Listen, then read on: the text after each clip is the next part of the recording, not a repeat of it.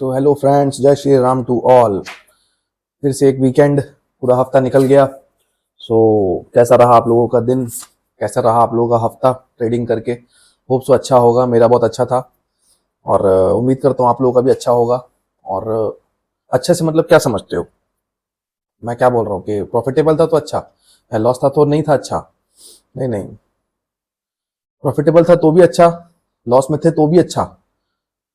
आपका हफ्ता, होप्सो मैं बोल रहा हूँ, होप्सो आपका हफ्ता अच्छा रहा होगा। इसका मतलब वो प्रॉफिटेबल था तो भी अच्छा था, आपने लॉस किया हफ्ता तो भी अच्छा था, आप फेल हुए हफ्ता तो भी अच्छा था, आप पास हुए हफ्ता तो भी अच्छा था। मैटर सिर्फ ये करता है आप प्रोसेस में बने हुए थे कि नहीं बने थे, तो इसका मतलब है कि हफ्ता अच्छा था।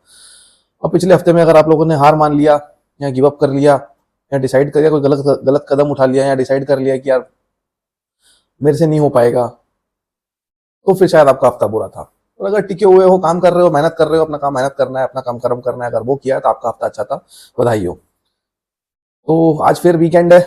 वीकेंड में हम एक मोटिवेशनल या माइंडसेट वीडियो या साइकोलॉजिकल वीडियो लेके आते हैं, तो उस पर बात कर लेते हैं। आज आज अपन बात करेंगे कि फील्ड कौन सी चुने, कौन सी फील्ड का चुनाव करें, या मैं जिस फील्ड में हूं वो सही फील्ड में हूं या नहीं हूं। और एक तो इस पे बात करेंगे, और दूसरा कि जो लोग बोलते हैं कि यार एक फील्ड आपने चुन ली, एक प्रोसेस आपने चुन लिया है तो अब उसमें टिके रहो, नेवर गिव अप एटीट्यूड रखो, परसिवरेंस रखो अपने अंदर, तो ही आप सफल होगे। तो नेवर गिव अप, तो वो कब तक नेवर गिव अप, इन दो पॉइंट पर आज अपन बात करेंगे। तो पहले हम लोग प्रोसेस की बात करते हैं, फील्ड की बात करते हैं कि कौन सी फील्ड में चुनूं जिससे कि मैं सफल हो पाऊं, या मैं जिस फील्ड में हूं, सपोज करो मैं स्टॉक मार्केट में हूं, ट्रेडिंग कर रहा हूं, तो मैं सही फील्ड में हूं कि नहीं हूं, पहले उस पर बात करते हैं।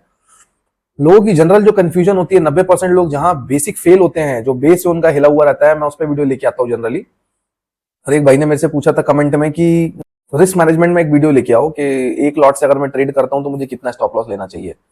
तो पहले मैं छोटा सा उस पर बता देना चाहता हूँ उनको। मैंने कमेंट में भी उनको बता दिया था कि यार कोई फिक्स नहीं होता ट्रेडिंग में कि मुझे कितना स्टॉप लॉस लेना चाहिए। ऐसा नहीं होता है कि यार मतलब आपका एक स्ट्रक्चर बनता है, मार्केट में पैटर्न बनता है, उस पैटर्न में उस स्ट्रक्चर के हिसाब से अगर वो स्ट्रक्चर बड़ा बड़ा फॉर्म कर रहा है तो आप अमाउंट में कैसे एक फिक्स कर दोगे कि मैं 300 से 500 ऐसे लूंगा। अगर मार्केट ऐसा ऐसा बड़ा बड़ा बना रहा है, लाइक आप जिस दिन एक्सपायरीज होती है, एक्सपायरी के करीब मार्केट आता है, उस समय जो है वॉलेटिलिटी बहुत होती है, छोटे छोटे कैंडल भी 15-15 20-20 पॉइंट के मूव देते हैं। लेकिन वही जब फ्राइडे की बात करोगे, आप एक्सपायरी अभी दूर है, तो उस दिन आप देखोगे तो कई बार वही सेम साइज का कैंडल दिखता है, सेम साइज का पैटर्न दिखता है, लेकिन 3-3 4-4 पॉइंट के स्टॉप लॉस बनते हैं। और वही जिस दिन आसपास रहता है एक्सपायरी, एक्सपायरी के दिन 12-12 15-15 पॉइंट के स्टॉप लॉस बनते हैं। तो जो मार्केट का पैटर्न होता है, आप कैंडल पहचान करते हो, आप बार बार जब मार्केट को देखोगे तो आपको समझ में आएगा कि जब कैंडल का जो लो होता है हम उसको ऐसा रखते हैं, और यहाँ पर परसेंटेज में और रेशियोस में बात होती है, ना कि अमाउंट, फिक्स अमाउंट में कोई बात होती है कि अगर कैंडल लो का स्टॉप लॉस 12 पॉइंट का या 10 पॉइंट का आ रहा है तो मैं 1:1.5 लूंगा, तो 10 की जगह मैं 12-15 पॉइंट जो है टारगेट बुक करूंगा। या किसी दिन 4 या 5 पॉइंट का स्टॉप लॉस आ रहा है नीचे, तो आपने 4 या 5 पॉइंट का स्टॉप लॉस दिया, उस हिसाब से 1:1.5 करोगे तो 7.5 से 8 पॉइंट का ही मैं टारगेट लूंगा। या किसी दिन ऐसा भी होगा कि कैंडल लो का स्टॉप लॉस ही 20 पॉइंट का बन रहा है, तो 20 पॉइंट के हिसाब से आपको 1:1.5 टारगेट आपको रखना पड़ेगा, 30 पॉइंट का टारगेट लेना पड़ेगा। इस तरीके से होता है। और बहुत ही अनयूजुअल अगर बड़ा है, आप एक पॉइंट डिसाइड कर सकते हो कि 15 पॉइंट से बड़ा का स्टॉप लॉस कहीं आ रहा है, तो या तो मैं वो ट्रेड नहीं लूंगा, या तो मैं 70-75% कैंडल के उस पर स्टॉप लॉस रख लूंगा। इस तरीके से भाई आपको एक्सपीरियंस लेना पड़ेगा मार्केट में, 2-3 साल आपको मार्केट को देने पड़ेंगे, तो ही आप ट्रेड कर पाओगे। कुछ रूल्स जान के या कुछ एक उसको उसमें कैद करके कि हाँ यार कोई गुत्थी बना लेता हूँ, एक गाइड बना लेता हूँ छोटी सी कि इसके हिसाब से मैं ट्रेड करूंगा, ऐसा नहीं होने वाला है। ट्रेडिंग बहुत वास्ट एक समुद्र है, और समुद्र को जानना है तो बहुत लर्निंग चाहिए। तो बिल्कुल अपना जो है बोरिया बिस्तर लेके बैठिए 2-3 साल के लिए, तब जाके आप ट्रेडिंग सीख पाओगे। तो ये तो था इसका जवाब कि रिस्क मैनेजमेंट में एक लॉट से अगर आपको ट्रेड करना तो कितना स्टॉप लॉस लेना पड़ेगा, कितना रिस्क लेना पड़ेगा, ये कोई फिक्स नहीं होता है। हाँ, ये जरूर फिक्स कर सकते हो कि अगर आपके पास 10,000 से आप ट्रेड कर रहे हो तो दिन का 1,000-1,200 से ज्यादा आप स्टॉप लॉस मत रखो, वरना तो जो है 10 ट्रेड में ही आपकी पूरी कैपिटल उड़ जाएगी। अगर एक ट्रेड में आपको 800-900 हजार का ट्रेड हो जा रहा है, स्टॉप लॉस हो जा रहा है, तो नेक्स्ट आप ट्रेड में मत जाओ, पहला चीज तो ये। और दूसरा ये कि एक लॉट में भी आप तभी ट्रेड करना जब 50,000 से 1 लाख रुपए आपके पास एज अ कैपिटल, आपके पास फ्री मनी पड़ा हुआ है, आपका पैसा आपके पास अपना पड़ा हुआ है 50,000, 70,000, 80,000, 1 लाख रुपए पड़ा है, तब जाके आप 10-15 हजार रुपए से आप ट्रेड करना चालू करो। वरना आपको है ही 10-20 हजार रुपए, तो अभी आप ट्रेड मत करो, पहले पैसा कलेक्ट करो, कम से कम 1 लाख रुपए, कहीं छोटी मोटी जॉब करो, है ना, डे टाइम जॉब करो, प्राइवेट जॉब करो, जो भी करना है करो, आपका 3-4 महीने 6 महीने में आपके पैसे इकट्ठे हो जाएंगे। तब तक आप सिर्फ पेपर ट्रेड्स करो, मार्केट को समझो, पेशेंस रखो, मार्केट में टाइम दो, जरूर आप ट्रेडर बन जाओगे। दुनिया में कोई भी फील्ड होगी, आप टाइम दोगे तो जरूर आप वहां पर सफल होगे। टाइम देने से ही सफल होता है इंसान, और किसी चीज से सफल नहीं होता है। अब बात करते हैं अपनी आज की जो टॉपिक है हमारा, फील्ड। कौन सी फील्ड चुनी जाए? फील्ड कौन सी चुनी जाए यार? देखो, फील्ड कैसे चुनते हैं आप? प्रॉफिट एंड लॉस देख के, कारें देख के, लग्जरी लाइफस्टाइल देख के, लैम्बोर्गिनी देख के, बीएमडब्ल्यू देख के फील्ड मत चुनो भाई। फील्ड जो भी चुन रहे हो ना, ये याद रखना है कि उसका प्रोसेस जो है, आपको मैं हर वीडियो में बताता हूँ, उसका प्रोसेस आपको रुलाएगा। देखो, एक रूल होता है यूनिवर्स का कि यूनिवर्स को ना सबको मैनेज करना है। तो इस दुनिया में हर इंसान को तरक्की और सक्सेस चाहिए। इसका मतलब है कि उसकी डिमांड ज्यादा है। और आपने अगर इकोनॉमिक्स पढ़ी हुई है तो आपको पता होगा, जब किसी चीज की डिमांड ज्यादा होती है तो उसकी सप्लाई कम होती है। उसकी सप्लाई हमेशा कम होती है, उसकी सप्लाई बहुत महंगी हो जाती है। यही है डिमांड सप्लाई का रूल। तो दुनिया में हर आदमी, 100% आदमी नहीं तो 99% आदमी, नहीं तो 95% आदमी तो इंसान सफल होना ही चाहते हैं, बड़ा इंसान बनना चाहते हैं। तो उसका मतलब डिमांड हाई है। तो यूनिवर्स इजीली आपको वो चीज प्रोवाइड नहीं करा पाएगा। यूनिवर्स को भी फिल्टर आउट करना है। वो बोलेगा यार तू सफल होना चाहता है, हाँ ठीक है, तेरी तरह और भाई 500 करोड़ लोग बैठे हुए जो सफल होना चाहते हैं, मैं तेरे को सफल कैसे करूं उनके बीच में? तो आपको कुछ सिद्ध करना पड़ता है यूनिवर्स को, भगवान को। तो उसके लिए वो परीक्षा लेता है कि आपके अंदर कितना डेडिकेशन है उस फील्ड के लिए। उस हिसाब से वो फिल्टर करता है और फिर आपको उस ओहदे पर पहुंचाता है। तो ये बात को समझिए कि जब भी आप कोई फील्ड चुनते हो तो फील्ड को कौन सा प्रोसेस सबसे ज्यादा आपको पसंद है, उस प्रोसेस को चुनो। क्योंकि वहां पर जब आप कॉम्पिटिटिव लेवल में आओगे, जब आपको वहां पर रिजल्ट्स नहीं मिलेंगे, जब आपको कोई भी फील्ड में फेलियर मिलेंगे, तो वो वैसे ही आपको तोड़ेंगे। उसका रिजल्ट वैसे ही आपको तोड़ेगा, आपको हताश करेगा, आपको डिमोटिवेट करेगा। तो एटलीस्ट उसका प्रोसेस अगर आपको पसंद होगा ना, तो वो एटलीस्ट आपको रोक के रखेगा। कुछ तो रोकने का कारण होना चाहिए। पता चला प्रोसेस भी पसंद नहीं है और वो फील्ड में मुझे आईएएस के प्रोसेस पसंद नहीं है, मुझे पढ़ाई पसंद नहीं है, मैं घुस भी गया हूँ और अब मुझे मेहनत भी करनी पड़ रही है और अब मैं फेल भी हो रहा हूँ, तो फिर तो चारों तरफ से मेरे को डंडे पड़ रहे हैं, तो मैं कैसे आईएएस बन पाऊंगा? एटलीस्ट मेरे को आईएएस बनने का मेरा एक ड्रीम हो, पढ़ाई करना मुझे अच्छा लगता हो, मैं मेहनत कर रहा हूं, उसके बावजूद मैं फेल होऊंगा तो मैं दोबारा खड़े होकर उसकी जो है पढ़ाई कर सकता हूं। 3 बार फेल होकर भी चौथी बार मैं अटेम्प्ट कर सकता हूं। तो फील्ड जिससे प्यार है वो फील्ड आप चुनो। आप बोलोगे कि यार कोई फील्ड मुझे पसंद ही नहीं आती है, तो फिर कोई फील्ड पसंद नहीं आती है तो फिर ये मान के चलो जो सबसे कम पसंद है आपको वो फील्ड चुन लो। क्या यार ये फील्ड मुझे सबसे कम गंदी लगती है, समझ रहे मेरी बात को? कि यार बाकी सारी फील्ड मुझे ज्यादा गंदी लगती है, ये फलानी फील्ड है जो मुझे एवरेज लगती है, बहुत ज्यादा गंदी नहीं लगती है, तो उसको पकड़ लो। क्योंकि कोई भी फील्ड लोगे भाई रुलाएगी आपको रुलाएगी, और उस पर आपको गिव अप नहीं करना है। गिव अप नहीं करने वाला सेकंड टॉपिक है, उस पर हम लोग अभी आएंगे दोबारा। पहले फील्ड की बात कर लेते हैं। और अब आप बोलोगे कि नहीं मुझे तो बिल्कुल कोई फील्ड पसंद ही नहीं है, कोई काम पसंद ही नहीं है, अब मैं क्या करूं? तो वही सिंपल सी बात है, फिर कुछ पसंद नहीं है तो फिर तुम कोई सेंट बन जाओ, कोई संत महात्मा बन जाओ। संत महात्मा क्या होते हैं? यही तो होते हैं ना, उनको दुनियादारी से कोई लेना। मैं उनकी बुराई नहीं कर रहा हूं, मैं आपको ताना नहीं मार रहा हूं, मैं सच बता रहा हूं आपको कि संत महात्मा बनना भी बुरा नहीं है। That's a very good thing यार। कि जो हमारे गौतम बुद्धा थे, गौतम बुद्ध भी तो बहुत बड़े महाराजा थे ना, महाराजा के बेटे थे ना, तो उनको वो सब पसंद नहीं आया, उन्होंने सब छोड़ दिया, वो संत बन गए। तो लोग संत नहीं बनते क्या? आईएएस की नौकरी, आईएएस छोड़ के, आईआईटी छोड़ के लोग बार जो है संत महात्मा बन गए। हमारे प्रशांत आचार्य जी को देखिए, कितने आईआईटीएन है, देखिए सब संत बन गए। गौरव पाल दास जी देखिए, या जितने भी और भी आईआईटी, यूट्यूब में आईआईटीएन को देखा हुआ है। तो लोग पढ़ाई छोड़ के संत बनते हैं, क्यों नहीं बनते? जब कोई फील्ड पसंद नहीं है तो संत बन जाओ, बिल्कुल जीरो आपका कोई एक्सपेक्टेशन, जीरो रिजल्ट से मतलब सिर्फ जो है भगवान की भक्ति है और लोगों को अच्छे अच्छे प्रवचन देने, लोगों को अच्छा अच्छा सिखाना है। लेकिन भाई अगर आपको प्रॉफिट एंड लॉस से मतलब है, आपको जीवन में सफल होना है, तो आपको कोई प्रोसेस, कोई फील्ड चुननी पड़ेगी। फील्ड जो पसंद है, जो प्रोसेस पसंद है, जिस प्रोसेस का काम आपको पसंद आता है वो चुनो। काम पसंद नहीं आता है तो सबसे कम घटिया लगने वाला काम चुन लो, नहीं है तो संत बन जाओ। तो ये तो हो गई फील्ड चुनने की बात। अब हम लोग आ जाते हैं कि नेवर गिव अप की जो धारणा है, आपने समझ लो फील्ड चुन ली है। अब आप देख लेना क्राइटेरिया कि आप किस फील्ड में, आप स्टॉक मार्केट में ट्रेडिंग करते हो तो आपको उसका प्रोसेस पसंद आता है कि नहीं आता है। दुनिया में कोई भी प्रोसेस उठा के देख लो, कोई भी प्रोसेस, सिर्फ ट्रेडिंग ही नहीं, लोग बार हर प्रोसेस, कोई भी प्रोसेस उठा के देखोगे ना, लोग उसको मोनेटाइज करते हैं। लोगों को खाना बनाना पसंद है, लोग खाना बना के करोड़पति हो जाते हैं, दे मोनेटाइज दैट। लोगों को गेम खेलना पसंद है, लोग वीडियो गेम्स खेल के जो है आज के डेट में सोशल मीडिया में करोड़पति, उनके चैनल करोड़पति हो गए, दे मोनेटाइज दैट, वो उनको मोनेटाइज कर देते हैं। किसी को बॉडी बिल्डिंग पसंद है, उसी प्रोसेस से उसको मोनेटाइज कर देता है। किसी को ट्रेडिंग पसंद है, वो ट्रेडिंग से मोनेटाइज हो जा रहा है। किसी को कुछ पसंद है, किसी को कुछ पसंद है। तो हर फील्ड आपको पैसा देगी, खाना बनाने से लेके आपको जो है वीडियो गेम खेलने तक की आपको पैसा मिलने वाला है। पर जो प्रोसेस पसंद है, हाईली पसंद है आपको, कृपया करके आप उसी प्रोसेस को चुनो, क्योंकि प्रोसेस से ही तरक्की, प्रोसेस से ही रिजल्ट मिलने वाले हैं, प्रोसेस से ही फल मिलने वाला है। पहली चीज तो ये। दूसरी चीज ये, अगर आप ट्रेडिंग में हो तो ठीक है, ट्रेडिंग का प्रोसेस पसंद आता है, मुझे तो ट्रेडिंग का प्रोसेस बहुत पसंद आता है, उसके अलावा मुझे कोई प्रोसेस पसंद नहीं आता है। आई लव ट्रेडिंग, तो इसलिए मैं ट्रेडिंग में हूं। और दूसरा ये कि क्या मिलेगा क्या नहीं मिलेगा ऐसा नहीं सोचा जाता है। जैसे मैंने शुरू में आपको बोला कि आपने प्रॉफिट किया आपका हफ्ता तो भी अच्छा है, लॉस किया आपका हफ्ता तो भी अच्छा है। इसका मतलब क्या है कि हम कुछ मिलेगा के जो सोच से आते हैं ना, बिजनेसमैन कभी भी ऐसा नहीं सोचता है कि मुझे इस फील्ड से, मुझे यहाँ से क्या मिलेगा तो मैं टिकूं, नहीं तो नहीं मिलूं। ये जो थिंकिंग है, ये जो आपका परसेप्शन है लाइफ को लेके, प्रोफेशन को लेके, ये नौकरी का परसेप्शन होता है, ये नौकरी का माइंडसेट होता है एक्चुअल में। नौकरी में हमको कुछ मिलता है ना, हमको हैबिट होती है कि यार महीना काम करेंगे तो महीने की तनख्वाह जो भी है हमको 10-20 हजार 70 हजार 1 लाख रुपए हमको तनख्वाह मिलेगी, तो वो फिर नौकरी माइंडसेट हो गया। लेकिन बिजनेसमैन माइंडसेट ऐसा नहीं सोचता है। बिजनेसमैन वो होता है जिसको महीने के अंत में पैसा मिला तो भी ठीक, जिसको महीने के अंत में पैसा नहीं मिला तो भी ठीक, जिसको महीने के अंत में पैसा उसके हाथ से उल्टा छीन गया तो भी ठीक, फिर भी वो टिका है। आप बोलोगे फिर क्यों टिका हुआ है वो? क्योंकि उसको वो प्रोसेस पसंद है, उसको गुलामी नहीं पसंद है, उसको किसी की बात मानना पसंद नहीं है, उसको अपने बॉस के हर हाँ में हाँ मिलाना पसंद नहीं है, उसका बॉस गलत बोले तो गलत करना है, सही बोले तो सही बोलना, वो उसको पसंद नहीं है। तो इसीलिए वो उस फील्ड से प्यार करता है, वो बिजनेसमैन है। और बिजनेसमैन को भी हर महीने तनख्वाह टाइप का पैसा मिलने लग जाएगा तो फिर फर्क क्या रहेगा बिजनेसमैन एम्प्लॉय में? तो एट द एंड इसलिए 90% लोग जो होते हैं वो they end up with the job. आप सोचो मिडिल क्लास क्यों है 90% लोग, या गरीब क्यों है? क्योंकि आखिरी में लोगों का माइंडसेट यही होता है कि मुझे कुछ मिल नहीं रहा है, तो फिर मिलेगा कहां पर? उनको भी पता है कहां मिलेगा। ठीक है यार, फलाना बंदा नौकरी दे रहा है 10 हजार रुपए महीने की, कम से कम साला कुछ तो मिलेगा, चलो वहीं चल लेते हैं। कॉम्प्रोमाइज कर लिया, चले गए वहां पे।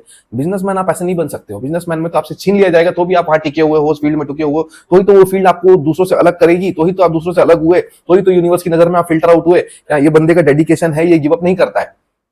तो अब इस मैटर से स्टार्ट करते हैं अपन गिव अप का प्रोसेस। कब तक गिव अप नहीं करना है?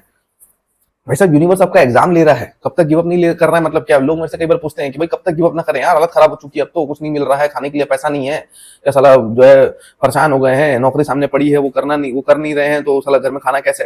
भैया, गिव अप नहीं करने का मतलब है कि आपको वो फील्ड तोड़ डालेगी पूरा, ये याद रखना।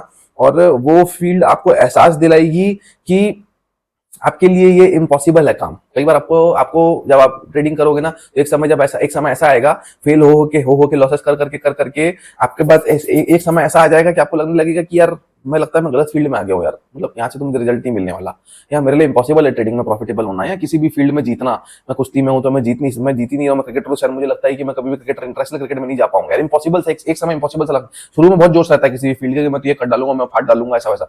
फिर जब डंडे पड़ते रहते, कई लोग 6 महीने रुकते हैं, कई लोग साल, कई लोग 1.5 साल, 2 साल, 3 साल, आखिरी तक कौन रुक सकता है? यूनिवर्स परीक्षा करता है कि तुम कितना लंबा रुक सकते हो। और तुम ये याद रखना कि तुम जितना लंबा रुकने का डेडिकेशन लेके आए हो, उतनी जल्दी तुमको सफलता मिल जाएगी। ये जादू है। तुमने सोचा है कि 10 साल रुकना पड़ेगा ना, 10 साल रुकूंगा, 15 साल रुकना पड़ेगा ना बिना रिजल्ट के, तो 15 साल रुकूंगा, तो देखना तुमको 1.5 साल, 2 साल, 3 साल में तुमको तुमको जो है सफलता मिल जाएगी। और तुम सोचोगे 6 महीने करके देखता हूँ, हुआ तो हुआ, नहीं हुआ तो साला भाड़ में जा, दूसरी फील्ड ढूंढ लेंगे।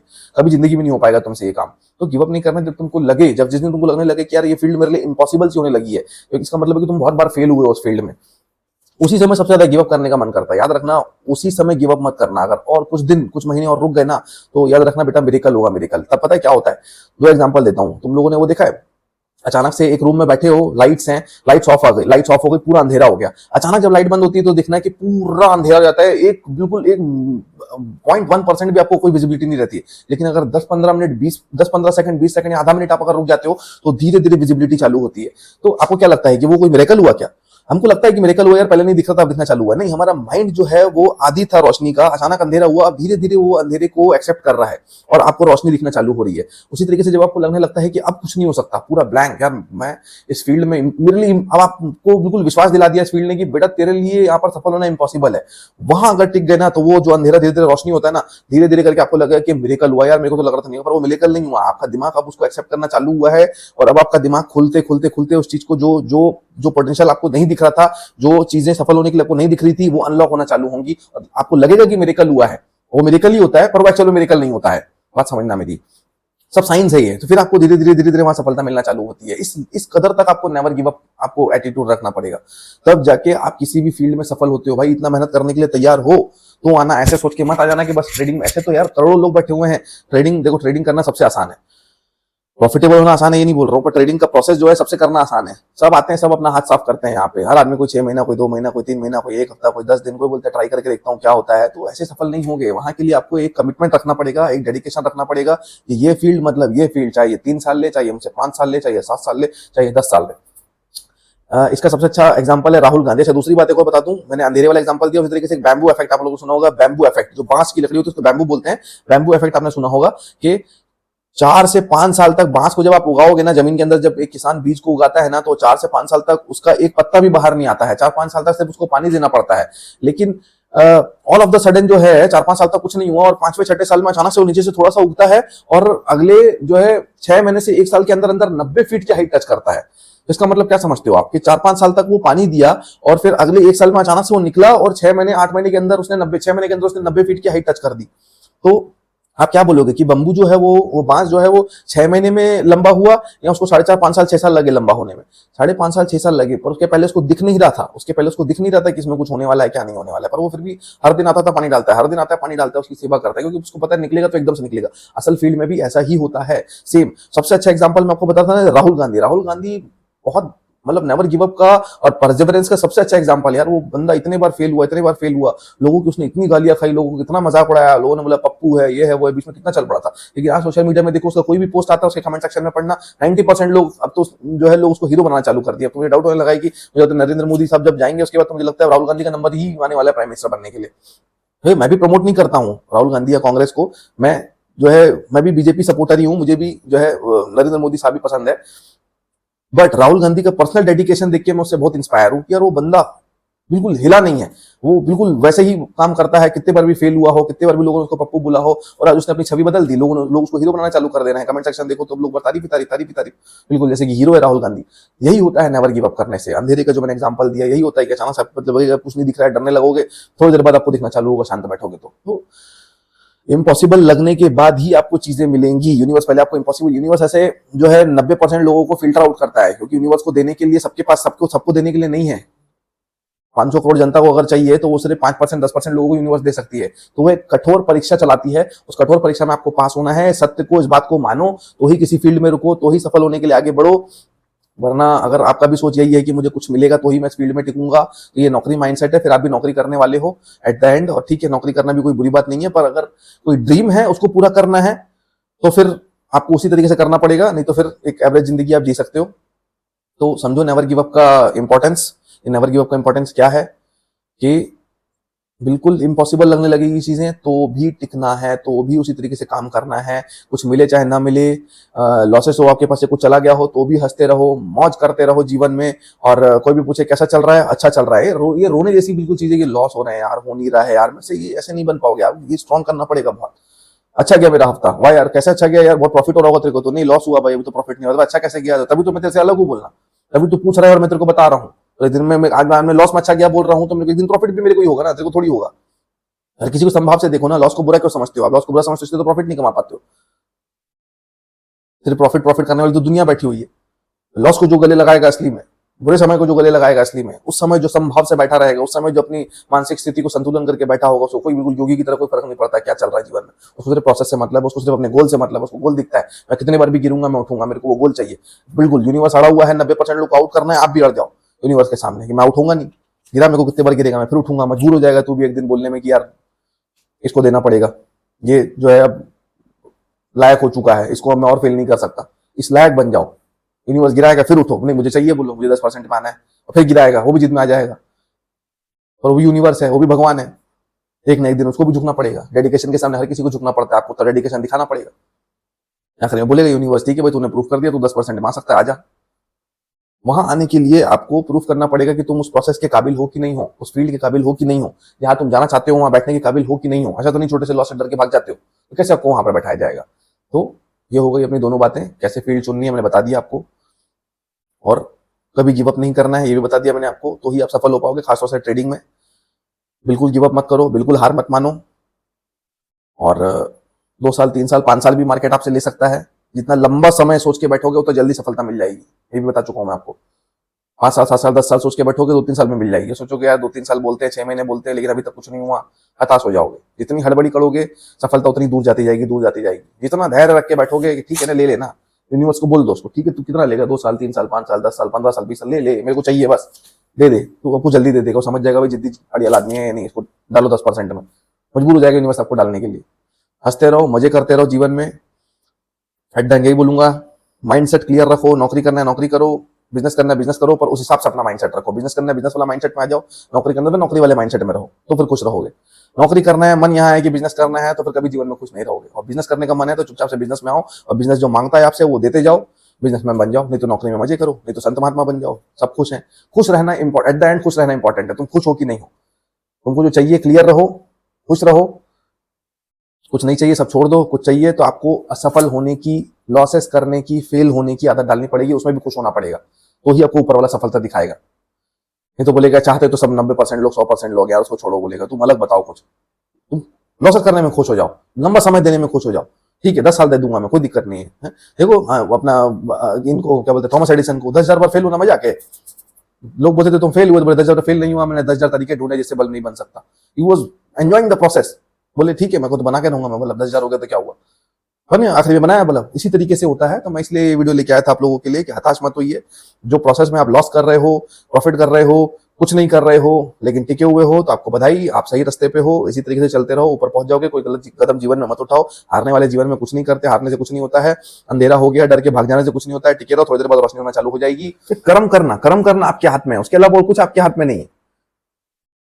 कर्म करते रहिए। और बढ़िया चीज ये यार, हेल्थ के साथ कभी कॉम्प्रोमाइज करना जीवन में, लॉस हो प्रॉफिट उससे कोई फर्क नहीं पड़ता है। हेल्थ बढ़िया, जिम जाओ, योगा करो, डेली उठ के एक रूटीन बनाओ, डिसिप्लिन में जियो। फिट नहीं रहोगे तो पैसा भी कमा लोगे तो क्या करोगे, ऐसे पैसे का कोई मतलब नहीं है, एंजॉय नहीं कर पाओगे उस पैसे को। या तो फिर वो जो है बीमारी में निकल जाएंगे सारे आपके पैसे। चलता रहेगा लॉस प्रॉफिट। कोई किसी से मत डरो, समाज से मत डरो। समाज क्या बोलता है तुम्हारे बारे में कोई फर्क नहीं पड़ता किसी चीज। समाज तो तुमको बोलेगा उल्टा सीधा, तुम ये छोटी छोटी चीजें डरते रहोगे तो जीवन में आगे नहीं बढ़ पाओगे। समाज को मारो गोली। बढ़िया हेल्थ पे ध्यान दो, फिट रहो, अच्छा खाओ, खुश रहो। उसके बाद पैसा आता है नहीं आता है, सफल होते हो नहीं होते हो, ये सब कोई मायने नहीं रह जाएंगे। जब ये मायने नहीं रह जाएंगे तो सफलता आपके पास आएगी ही आएगी, क्योंकि तभी आप प्रोसेस पे टिक पाओगे। प्रोसेस पे टिको, हेल्दी लाइफस्टाइल जियो, जिम जाओ, बॉडी बनाओ, नहीं है तो योगा करो, फिट रहो, खुश रहो, हंसो, सबको हंसाओ, मोटिवेट हो, सबको मोटिवेट करो। इस तरीके से जीवन चलता रहेगा, एक दिन सफल हो जाओगे। मिलते हैं नेक्स्ट वीडियो में। जय श्री राम।